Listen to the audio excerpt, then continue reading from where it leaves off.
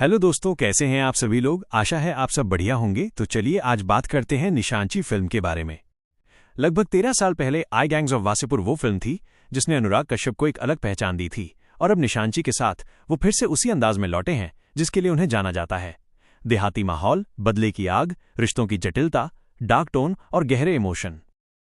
निशांची की कहानी। फिल्म की कहानी दो टाइमलाइन में चलती है, वर्तमान और अतीत। वर्तमान में बबलू और डब्लू यानी ऐश्वर्य ठाकरे जुड़वां भाई रिंकू यानी वेदिका पिंटो के साथ मिलकर बैंक डकैती की कोशिश करते हैं, मगर डकैती नाकाम रहती है और बबलू को 10 साल की जेल हो जाती है।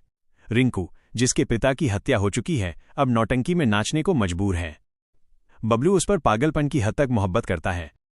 इसके बाद कहानी अतीत की तरफ मुड़ती है, जहां मंजरी यानी मोनिका पवार एक स्टेट लेवल निशानेबाज थी और जबरदस्त सिंह यानी विनीत कुमार सिंह अखाड़े का उभरता हुआ पहलवान।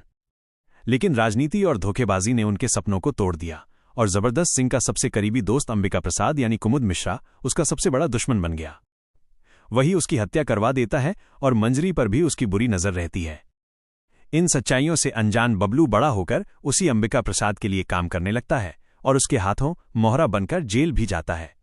जेल से लौटकर वो और बेलगाम हो जाता है और रिंकू से उसकी मोहब्बत दीवानगी में बदल जाती है, लेकिन रिंकू के पिता का हत्यारा भी वही है।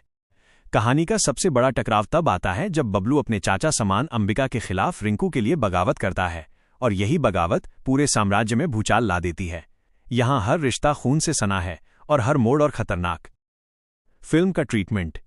अनुराग कश्यप हमेशा रिश्तों की उलझनों और इंसानी मन की गहराइयों को उभारने में माहिर रहे हैं। निशांची में भी वे दर्शकों को कानपुर के असली देहाती माहौल में ले जाते हैं, जहां बोली, पहनावा और लोकल सेटअप पूरी तरह असली लगता है। कहानी में आने वाले ट्विस्ट दर्शकों को लगातार चौंकाते रहते हैं। बीच में छोटे किरदार अपने चुटीले वन लाइनर से हिंसा और तनाव के बीच हल्की राहत देते हैं। ये फिल्म कई बार वासेपुर की याद दिलाती है, लेकिन इस बार इमोशनल पहलू और गहरे हैं। लंबाई करीब 3 घंटे की है, जो थोड़ी भारी लग सकती है, लेकिन इतने सारे किरदारों और बड़े नैरेटिव के लिए यही जरूरी था। लोकगीत और बैकग्राउंड म्यूजिक माहौल में फिट बैठते हैं, हालांकि कहीं कहीं ये रफ्तार को धीमा कर देते हैं। सिल्वेस्टर फॉन्सेका की सिनेमैटोग्राफी शानदार है। कैमरे का फ्रेम हर सीन को जीवंत कर देता है और क्लाइमैक्स में निशांची पार्ट 2 की घोषणा भी सामने आती है। फिल्म का सबसे मजबूत पहलू इसका अभिनय है। ऐश्वर्य ठाकरे ने डेब्यू में डबल रोल करके सबको चौंका दिया है।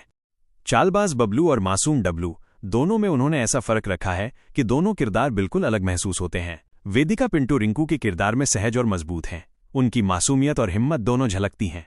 मोनिका पवार मां की भूमिका में असरदार हैं। विनीत कुमार सिंह ने जबरदस्त सिंह को पूरी ताकत और सच्चाई से निभाया है। कुमुद मिश्रा ने अंबिका प्रसाद की चालाकी और लालच को बारीकी से उतारा है। पुलिस अफसर बने मोहम्मद जीशान अयूब कम स्क्रीन टाइम में भी गहरी छाप छोड़ते हैं। राजेश कुमार अखाड़े के मुखिया के रूप में दमदार लगे हैं। छोटे किरदारों को भी अनदेखा नहीं किया गया और हर एक अपनी जगह रंग भरता है।